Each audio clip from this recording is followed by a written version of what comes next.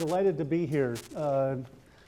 It's been a few years since I've been up here to Columbia. The last time was also at the Department of Psychiatry in here to look at another area of HIV, not just HIV, but also of suicide prevention. So we have a lot of connections in here that are rich, and we hope that there's going to be many more links in here.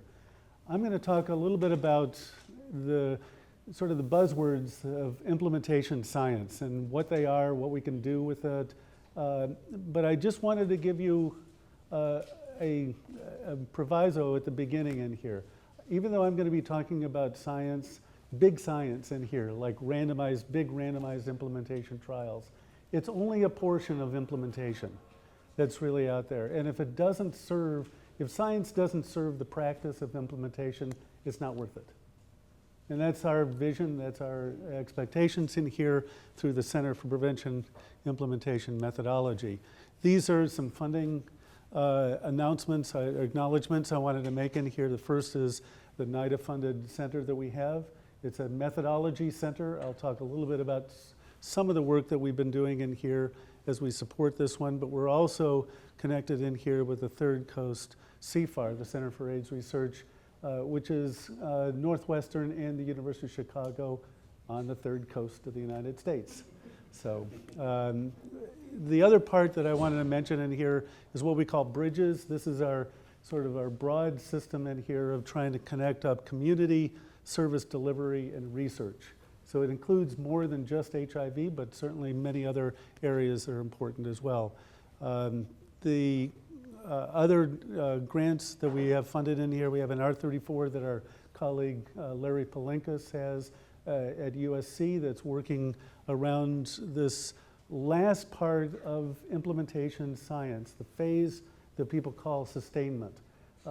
That's the least studied area of implementation, but maybe the most important, because people get these funded grants, they work for a couple years, and then all of a sudden they hit a roadblock and there's no more money and those programs die. Well, what can you do to sustain those programs over time in here? That's an important piece of activities that we think are important, and we're doing, developing some methods in here for a sustainment measurement system that we're using for the Substance Abuse and Mental Health Services Administration. We think it's useful for other areas as well.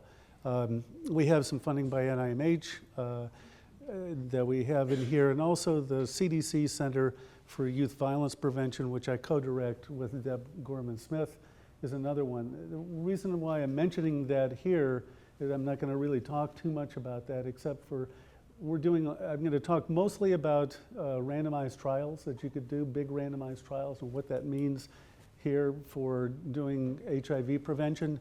But that particular center has no randomized trial in it. It's just an observational study with a very detailed set of mediational modeling that's going on in the middle of that. So that's just one area that we're not going to talk about today unless there's some questions about it. Putting the science into implementation science, it's a complicated issue, mainly because a lot of this has to do with the individual level activities that we want to know about what works in a particular location. How do you take that information and generalize the knowledge from a local setting into a much broader generalizable knowledge that science is all about? Positioning implementation to the traditional translational pipeline. How do we combine generalizable and local knowledge? And then I'm going to talk a little bit about three pieces, what we call methods in implementation: measurement, modeling, and testing. And then we'll give a little bit of summary and resources. I'll make these slides available to people so you don't have to take notes in here, but I think those will be available here. Here's some of my co-authors. Brian Mustansky is the co-director of our center in here, the methods core that we have for implementation. Annette Benbow is the former director of the HIV services at the Center for the Chicago Department of Public Health, and we were very fortunate to be able to broaden her capacity of working in here. She's now at Northwestern and working very closely with us. Juan Villamar at Northwestern, Greg Ahrens at UC San Diego, Marissa Sklar at Brown, J.D. Smith, Carlos Gallo, our 2 early investigators that we were working with in here. And then the people who are co-investigators for our center in here, including Brian Mustansky, or Larry Palenkas, John Schneider at the University of Chicago, Eli Rosenberg at Emory, and Sean Young at UCLA. Okay, so I'm going to talk a little bit about implementation science and research, some motivation, definitions, and examples for HIV prevention. So this is the basic motivation in here. This is not pertaining specifically to HIV, but if you take a look at how long it takes for research to be instigated and started all the way down to get into practice, many of the kinds of statements, Bayliss was probably the first one in here in 1998, who said it takes about 17 years to get there, and about 14% of the original research actually goes into patient care. And you can sort of see this progression of multiple stages in here across time. There's a clue in here that these pieces are opportunities for measuring the stages of completion of particular settings in here. And in implementation science, we do a lot about measuring these kind of milestones. The quality and quantity of the activities is also other dimensions in here, as well as speed. So I'll keep coming back to those kind of areas and how we use those to assess things. So I'm going to give a little bit of examples in here. The ultimate example we've been emphasizing in some of our work recently in years about exposure prophylaxis, PrEP, which all of you know plenty about in here. This is the CDC comprehensive guidelines in here that I think most of you know about as well, but here's the point. We're estimating something, this is maybe a little bit old, but about 3% of those that CDC is eligible are taking PrEP. So what's going on in this one? Well, there's certainly lots of situations, and people have done a lot of work around addressing issues about why people don't take PrEP. And there's a lot of disconnects in here at the individual level of people who potentially could be benefiting from PrEP medication in here. People generally are starting to learn about PrEP. It's not that people don't know about it. 60% at least in one location knew about it for MSMs, but that obviously varies from location to location in here. But there's a lot of issues about beliefs and stereotypes. There's a couple of references that just came out regarding these things. CDC is sometimes looked at suspiciously by individuals and different populations in here. So these are all at the individual level. But there's other issues that are really important as well. This is the research to practice guideline. This is beginning to look like the 17-year experience that we just talked about it here. These trials of efficacy and effectiveness started around 2004. About 2012, there was FDA approval in here. Guidelines were set up, and there are multiple guidelines, as you folks know, in here, and issues around exactly who should be provided PrEP. And then 2015 and 16, there's just beginning to be these early steps around implementation science in here, about how do you move these to scale in here. This is the point I wanted to make around here. It's not just focusing around the individuals who are the target population in here, but it's the delivery system that's as important to us to address. And that's where a lot of the work on implementation comes in here. So the use of effective interventions without implementations, like a serum without a syringe, the delivery system is not available there, and you can't get to those kinds of things in here. So what does that look like? This is sort of an illustration of multiple stages in a delivery system that you can think about. And just as an illustration in here, we're talking about STD clinics as being the delivery system of where you might be able to obtain PrEP. Obviously, there are some big structural issues, and then many of those don't have physicians in the STD clinics all the time, so getting prescriptions is not an automatic in a number of settings in here. But just to take a look at this, this is the kind of concept that's been around for a long time with the Re-AIM project in here, but David Chambers has talked about this recently.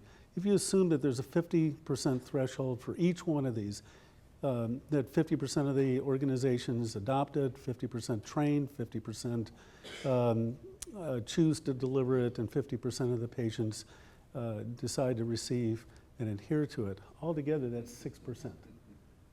So that's where the rubber hits the road. And what we want to do is to try and figure out where are more effective ways to try and address these things.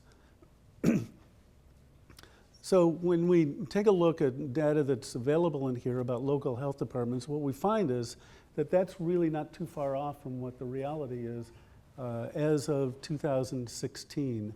This is the latest information that we had. 38% of the health departments are engaged in PrEP implementation, and 2/3 of them are not using it at that point in time.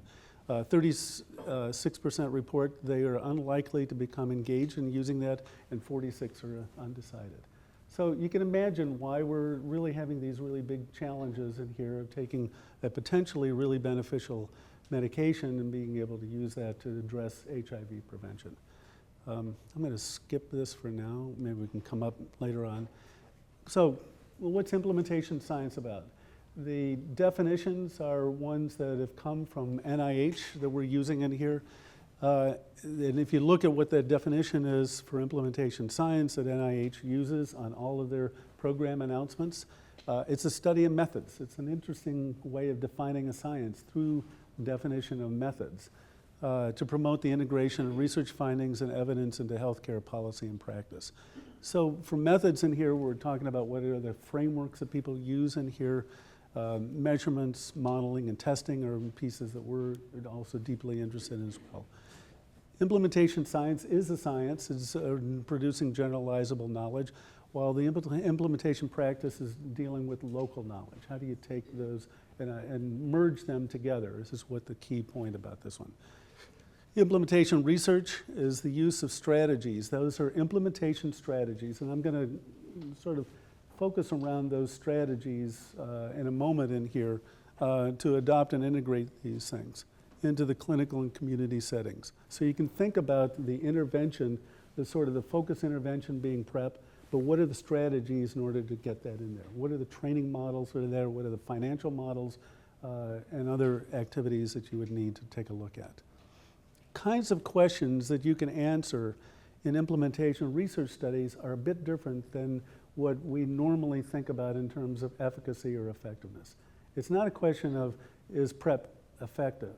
The question is whether, what are the strategies that's allowing you to get it into a population to the level that it reaches the general population in there, and people are providing it in terms of when it's needed and when it's actually useful for people in here. So we're looking at is questions like, is strategy A, say PrEP provided within the clinic itself versus strategy B, referral to a PrEP service provider outside the clinic, more useful, and under what conditions? What are the kinds of population conditions, community conditions, and things like that that relate to it?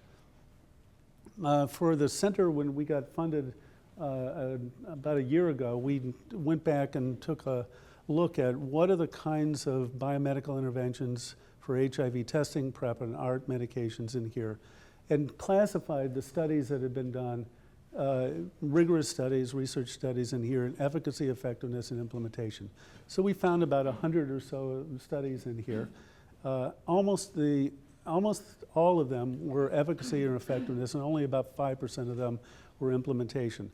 The word hybrid hybrid designs are ones that combine effectiveness and implementation together. And those are the directions that I think most people are going to be starting to. There's some work on that one, and we can talk about the opportunities for doing those kinds of hybrid studies, design studies here. So let me make a distinction between when we talk about clinical or preventive interventions versus implementation strategies themselves. So the clinical preventive interventions are what we've been calling the 7 Ps. So these are some examples: pill like PrEP, program for prevention like PROMISE, Practice, HIV screenings in clinical settings. Principle, I don't know if this is happening in New York, but certainly in Chicago. HIV, well, this is one. HIV treatment as prevention is universal in here, that everybody is thinking about as a model. Product, like a condom. Policy, housing for people at high risk for HIV is one, policy that's possible here. And procedures like circumcision. So those are the kinds of direct contact interventions that we are using in here for the population. But then there's all these system level strategies that we want to think about as implementation strategies in here. They require a logic model just like we do with interventions, regular interventions in here. And so one of the things I'm trying to point out in the development of a science for implementation, there's a lot of analogies between what we do in efficacy and effectiveness studies in here with implementation. So we do need a logic model. This is probably one of the weakest areas, because when you start thinking about not just what do you do within a system, but also a system of systems that include housing, for example, with direct services. How do you try and link those together with individuals? The other point about implementation is I don't think you get implementation unless you have feedback. And we are very weak often in getting feedback information to those who can use that information for making informed decisions about how to improve services. So that kind of feedback model is an important one. You can take a look at categories of implementation strategies that Waltz and others have talked about in here. I think this is a whole area that needs a lot more development, because those are mostly classifications, and we're mostly in this kind of building of typologies and classifications in implementation science. We need to have a broader structure than what we have right now. So this is an emerging field in here. It reminds me of when I started years ago in early days of prevention science, and people at that point in time were saying any statement, any category of work that has science at the end of it is not a science. So prevention science isn't a science, implementation science isn't a science. We get a lot of that. I'm sure you folks have heard those kind of words as well. Our job in here is to try to build some rigor associated with it. That's what we think we should do it, but we should do it in a way that is practical and useful for the community, because implementation can't live without the actual practice. So here's some parallels, and I'm only going to talk today about experiments, but there's a whole range of different kinds of interventions that you can think about in implementation at the system level that are not experiments, and I don't want to minimize that at all, but I'm going to give some examples in here. So we're talking about interventions and effectiveness in here, a treatment or preventive intervention. And in implementation, we're talking about the strategies with multiple components and a practical model of how they, in fact, can be put together.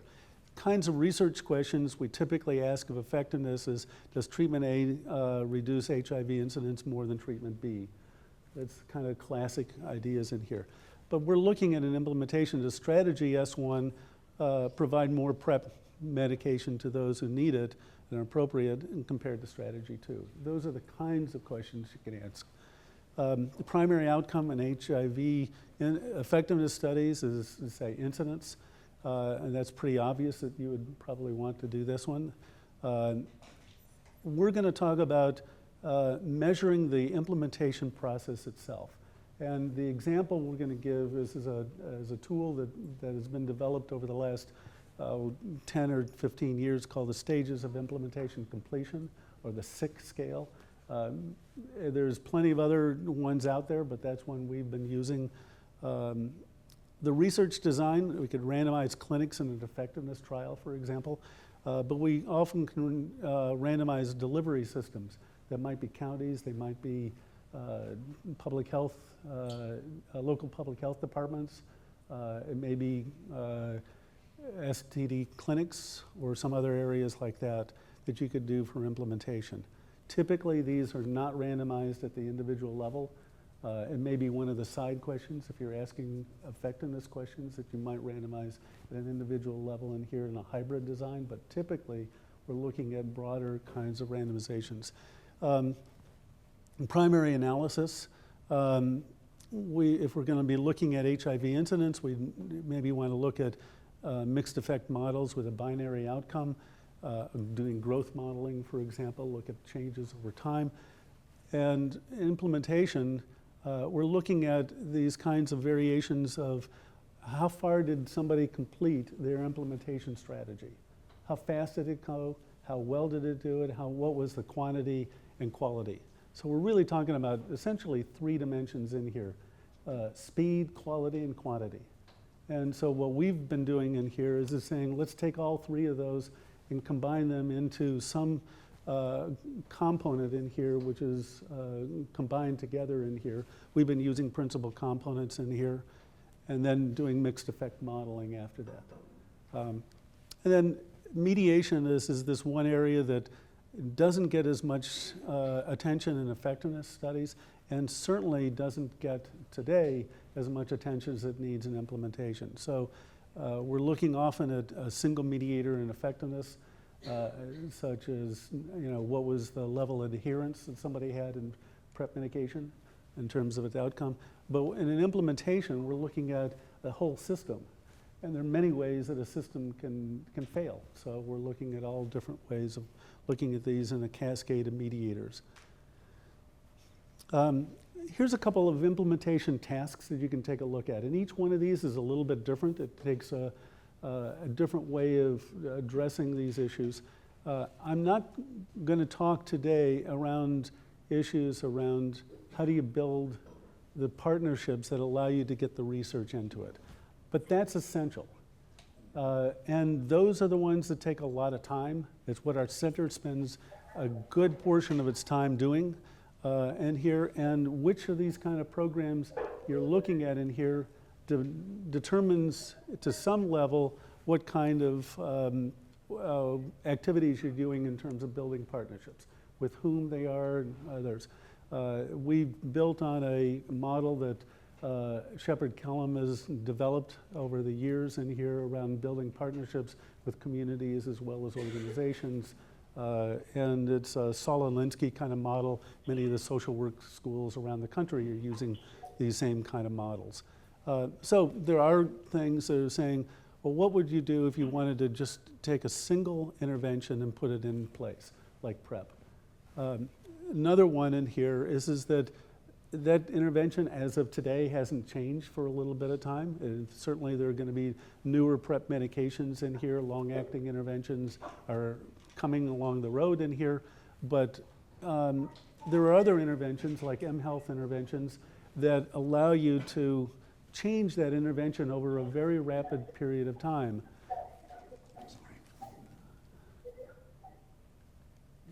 Okay. Maybe you can just tell them to put their So we do a lot of work with other colleagues who are working with mHealth interventions, and those are part of the way they are.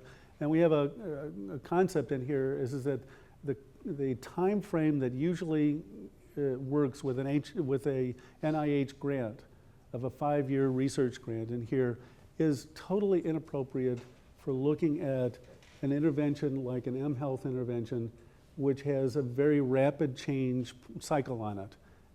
And so we need to do different kinds of structures associated with it. We've gotten some work that we've been publishing on this topic in here. Deimplementation is one of the other areas in here. Some groups are working and they've committed to doing an intervention which doesn't seem to work at all. How do you take out that and put something else in place? That's a very different process in terms of building the political will and support to be able to do that. Then we can go to more complicated kinds of interventions in here. We've been working with the communities of care that David Hawkins and others have been working on in here, which supports decision-making that communities can use to make decisions around what interventions might work for their community. And then finally in here, we're talking about system-level change from a basic core issue in here. In Chicago, for example, there's a lot of work on trying to integrate HIV positive and HIV negative services together in an integrated model. It's a very dramatically different kind of one, and it has a whole set of issues around the structures, both inside the inner core of what's going on at the Chicago Department of Public Health, as well as external to that. So these are all processes that are going on, and I think you might get some sense of this one about these are evolving processes. The interventions can change, those 7 Ps that I mentioned in here. The practice setting can change, and then the macro system level can also change as well. Policies for PrEP access, for example, population viral load are important issues to take into account in here. Just to give you some idea of the kinds of implementation questions you can ask for illustrations of these, if you took PrEP, for example, you can ask, does on-site versus referral reach more people? That would be one way of trying to address that. And under what conditions would one be better than another? You'd want to use network science, for example, to see what kind of linkages the STI clinics, STD clinics have, for example, with those who are delivering services, drug services as well as medical services. You can talk about a suite of interventions, and we can look at, does community adhere to a process of delivering these kinds of questions in here, and then the organizational change, such as what we're looking at in partnership with Chicago Department of Public Health, does integration increase adherence for HIV prevention programs? And there are some reasons why you might think yes, and some reasons why you might say no. How do you structure things to be able to deal with that? Okay. So where does implementation science fit? In the world of the NIH roadmap and translational sciences in here, people have been talking about the traditional translational pipeline. So this is it. This is our kind of vision of what that looks like. If you can start down at the bottom, in pre-intervention studies, and people are doing a lot of work in here to do basic science as well as to start and test interventions before they get out. The second level in here is efficacy studies, and I kind of simplify this to saying efficacy studies ask, could a program work under more or less ideal conditions? Effectiveness studies are, does a program work in more realistic conditions? Often with a large amount of support from the research groups to be able to provide the services, trainings, and things like that to make things happen. And implementation research in here is around making a program work. It's an engineering issue, and engineering sciences are as important in here as the sciences that we typically work with in here. The exploration, preparation, implementation, and sustainment are 4 stages that are typically used, or phases of implementation that we're looking at in here. Exploration, and I'll get to what those mean in a moment in here. But this box in here really has 2 dimensions associated with it. One of them has to do with the local knowledge versus generalizable knowledge in here. What can you do on the ground in a particular location versus what you can provide in a higher location? Kinds of questions you can ask, again, in efficacy studies. Is HIV incidence reduced? That's an easy kind of thing. We've all been very familiar with those kind of things. Is in effectiveness studies, is HIV incidence reduced and mediated by adherence? Might be a good kind of question in real life settings, as opposed to much more rigorously controlled settings. And then we're looking at system level studies in here, or systems of systems. How do you integrate different systems together? Do organizations adopt? Is it delivered with fidelity and sustained over time is the last piece. There is an emphasis in here that's changed. On the left-hand side in effectiveness, we emphasize in the foreground the intervention. But what's all in the background in here is all of the supports needed to adopt it, deliver it, fidelity, et cetera. And those are often done in effectiveness models with a structured research group who's going to be working very closely with those CBOs or those departments of health or wherever it's delivered. On the other side, in implementation, it's just the opposite. We're really emphasizing the system to support, adopt, and deliver it with fidelity in here. And again, evaluating the quality, quantity, and speed of delivery over there is the core pieces. Here's some illustrations of research questions. What are the primary barriers and facilitators of implementing PrEP in a local department in here? You may want to do surveys or focus groups in here, but you want to maybe able to do some direct observations in here as well. Under what conditions does implementation strategy A work better, faster than another one, strategy B? What are the characteristics of the partnerships that are sustained over time? I think that's one of the fundamental questions we have in here. How would you structure things so that after the federal funding or the state or local funding ends on a particular project, that that program doesn't die and that it still continues in here? And does implementation strategy A or B more efficiently take up an evidence-based program to scale as it expands in here? So let me talk briefly about some of the next steps in here around implementations, particularly around measurement, designing, and models. We've been using this relatively straightforward EPIS model, EPIS, for exploration, preparation, implementation, and sustainment. And Greg Ahrens is the first author on this one, came out in 2011. And these 4 stages are here. The inner setting and outer setting correspond to what is the organization's inner setting in here. The outer setting is how it relates to the other groups that they must partner with to be able to deliver services. For example, one of the principles in here that we've said is in implementation, when you're doing something new in implementation, the organization has to realign itself almost always to a different kind of partnership. And this is almost like a principle that we've been finding in here. And it's, this is often one of the most challenging things for organizations to do because the policies, practices that organizations get into in here often are not aligned to doing new services in here. And that's a big change that we've seen has to happen in here. We have a partnership going on where we have a research group partnership with the Substance Abuse and Mental Health Services Administration, SAMHSA, around HIV prevention programs as well as other prevention programs for mental health and drug abuse. They are by law prohibited from doing research. Can't do it. So we have partnered with them as our NIDA center in here because we can do research to work closely with them. But we still have this kind of really difficult balancing act sometimes to really get inside their organization because their system is set up only really to deal with people who are being paid as contract work to do for them. And we're doing a different kind of model in here. So it's something it's inventive, it's something that's useful to try and do.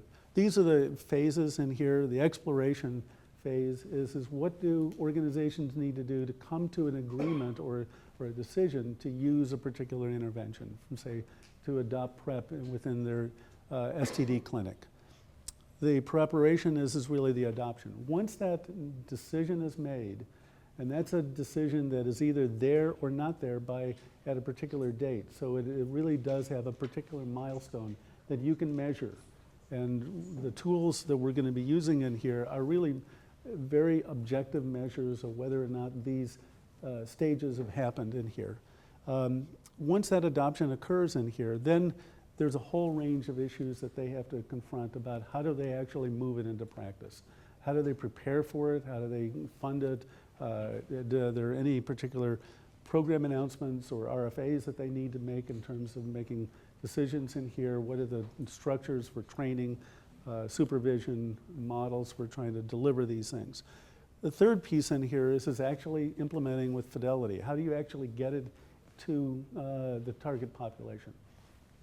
And the fourth one is sustainment. How do you address this one? Just a message around sustainment. Most people start thinking about sustainment the last year of their grant.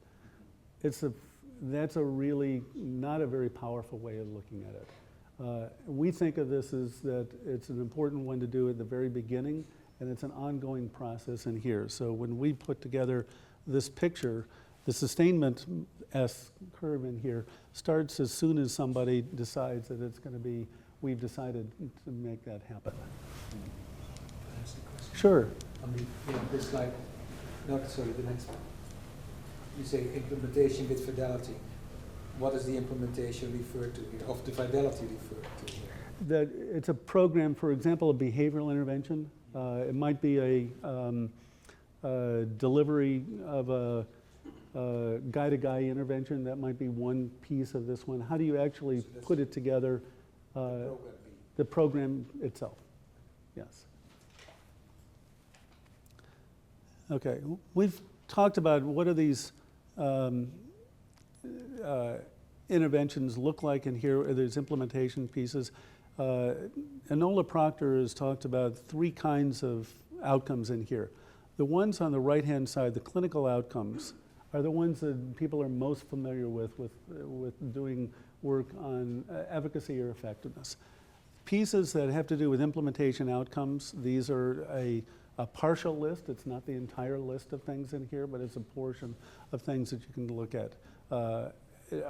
Decisions to adopt, for example, cost, feasibility, measuring fidelity of the intervention. The service outcomes in here, efficiency, safety, effectiveness, equity, I think is a fundamental piece in here that often gets dropped off on lots of work in here, but implementation can really be a very powerful way of trying to address issues of health equity. And it should be integrated into their settings in here. Implementation outcomes themselves, there's plenty of different places to get these measures. Our experience has been that each one of those, there are published measures around for almost all of these different stages in here. Our experience is that each one of those has to be adapted to the individual setting. You just can't take it off the shelf and be able to put it together and think that it's going to really work together. So the stages of implementation completion, or SIC, is one we've worked with in here. The SIC scale originally was looking at milestone attainment, speed, quality, and quantity of delivery. Patty Chamberlain, John Reed, and I got together and we started this kind of work years ago, and we put together sort of a framework of this one. It's now been moved on, and Lisa Saldana has a NIDA R01 to be able to support the stages of implementation completion and make it more general. But that's only one kind of process in here. There's other ones in here. And you can see the different kinds of stages listed in here. What was a little bit weak in this particular one is the sustainment part toward the end of it. It just simply said, is there certification that a organization or agency could be competent to deliver this behavioral intervention?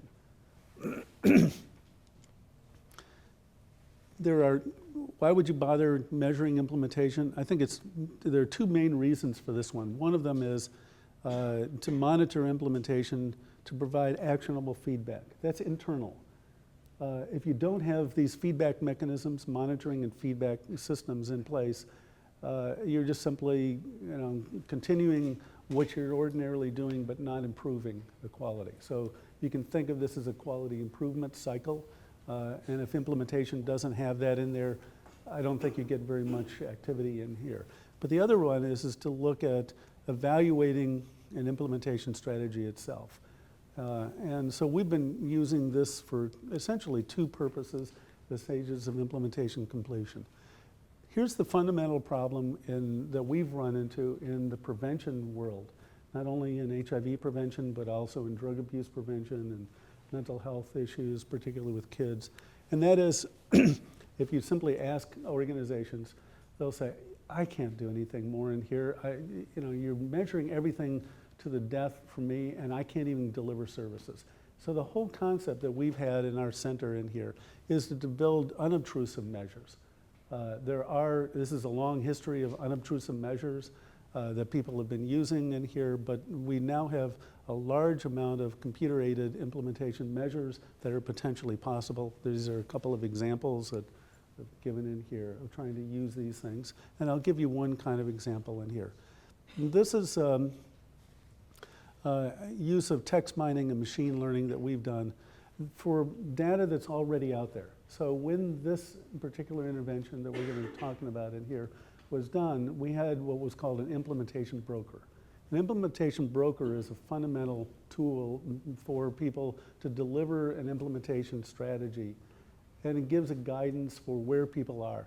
But there's often, so we had a group called the California Institute of Mental Health that served as that group. They took notes every day for every contact that they had with all of the counties in the particular implementation of a foster care intervention that we tested in here, and I'll mention that in a moment in here.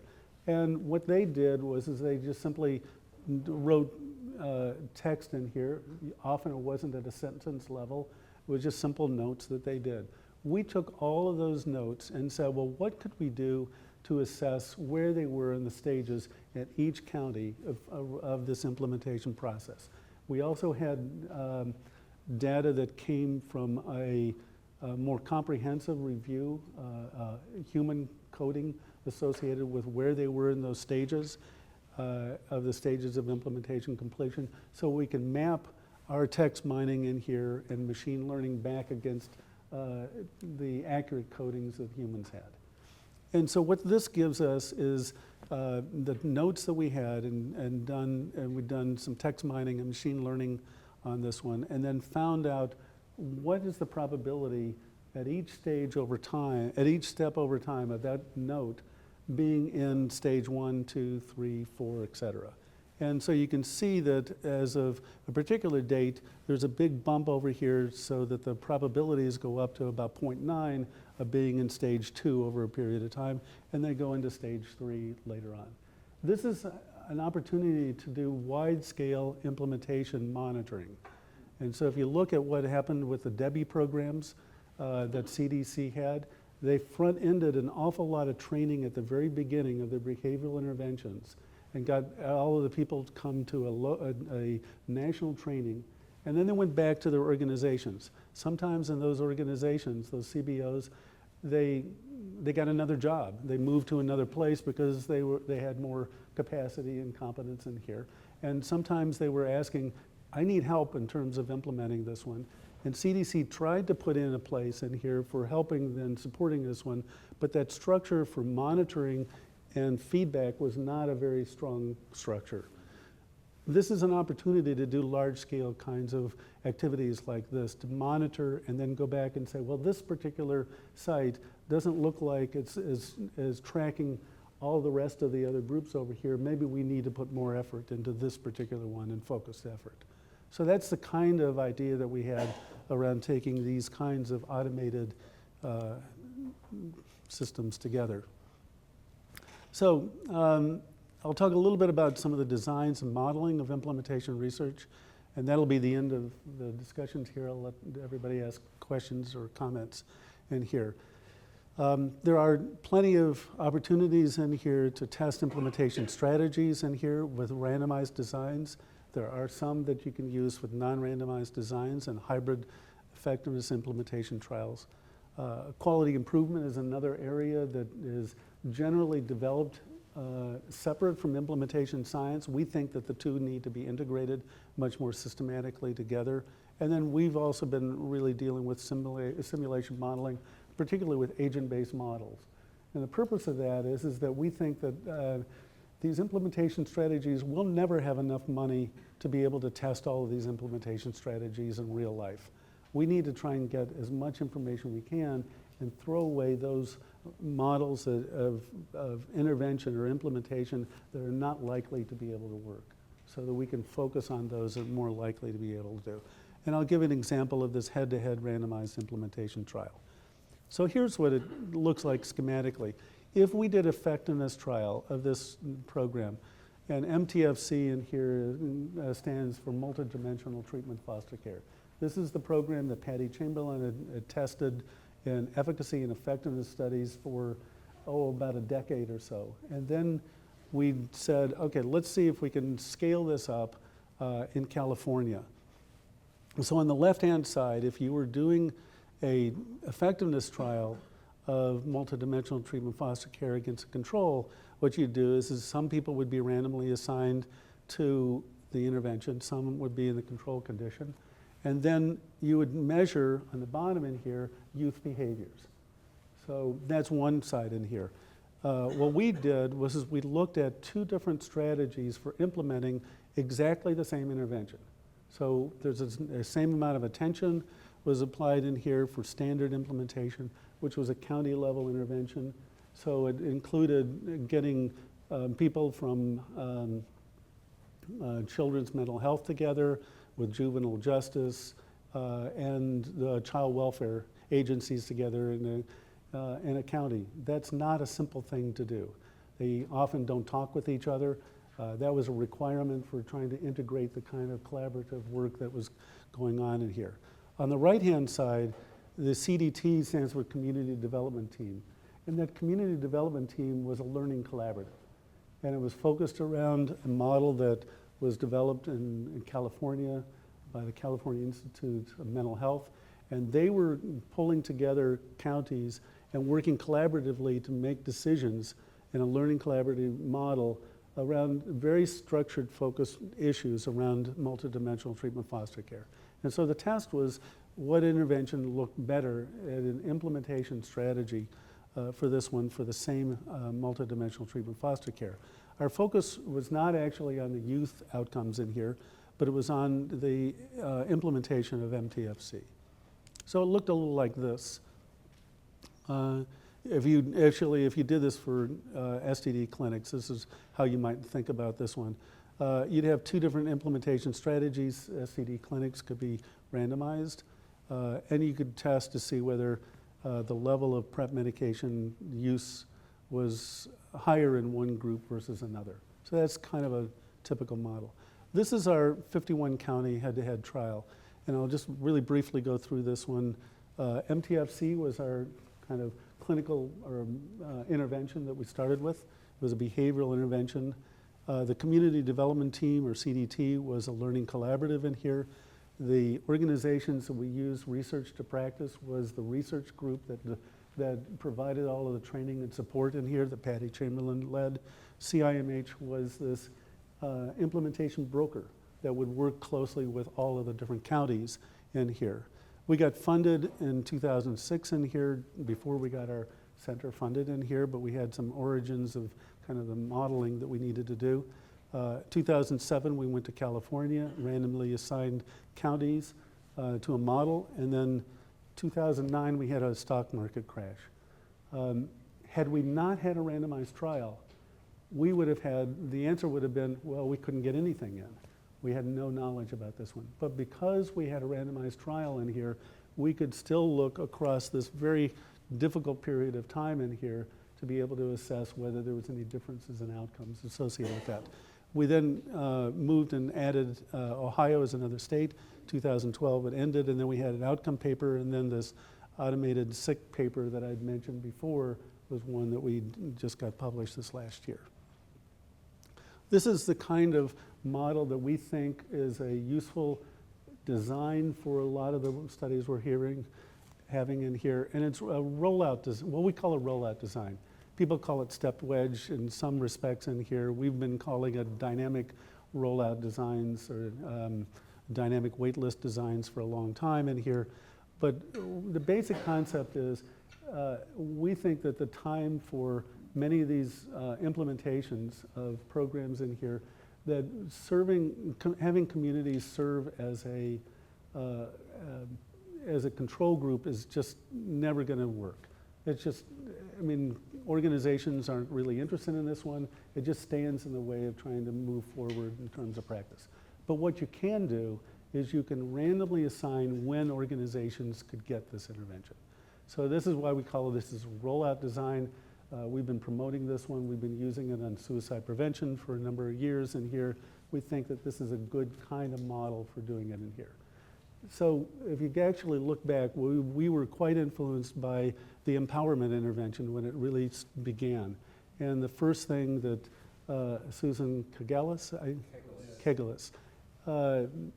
said when she put this thing together was, we got two cities we're using in here, Eugene and Santa Barbara were the two. And she said, let's do a coin flip to see which one gets it first. the one that gets it first gets some advantage because you get what you think might really work, particularly in a prevention model. The second group, the one that waits 1 year but then gets it the second year, potentially gets some benefit as well, because even though it doesn't get it the first year, it might get a little bit better intervention once you sort of work out the kinks in this one. Her concept was not just to do that random assignment once, but then just continue to do repeated groups in here over time, so that you randomize pairs over time, and eventually you'll get a full big community-based trial. And we've used designs like this in here. We started out with the 40 counties, and we actually took them and moved them, one group to getting CDT or standard setting. There was a wait listed in here, and they popped into the next year and moved into the next year after this one. We added 11 Ohio counties and randomly assigned those two. So that's the kind of model that we think is useful. Our primary out was a composite score of speed, quality, and quantity. I won't go into a lot of details about this except for just summarizing the results in here. There was a mixed result from this one. And everybody really loves the idea of learning collaboratives. They don't always work. What we found is that this learning collaborative CDT did not affect the rate of adoption in here or speed of implementation or the overall composite score. What it did do, though, is it did seem to increase, as secondary outcomes in here, the numbers of people served in their county. So that seems like one piece of that one, but we need to get better interventions that are learning collaborative interventions and others in here. Another piece that's important in here, this is work that Larry Palenkas and Tom Valenti have been working on in here, is looking at network linkages in here.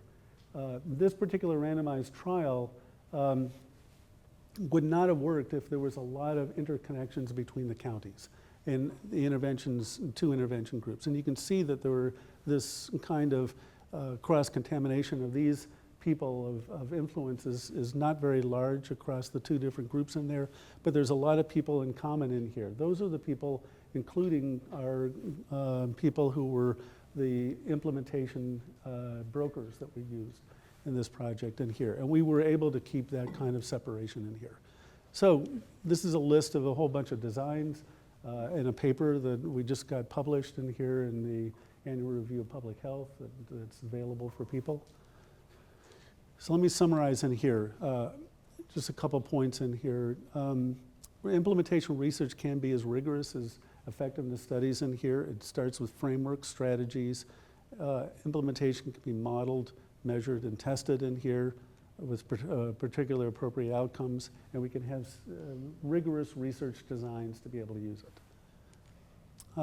There are also many options for non-randomized designs as well.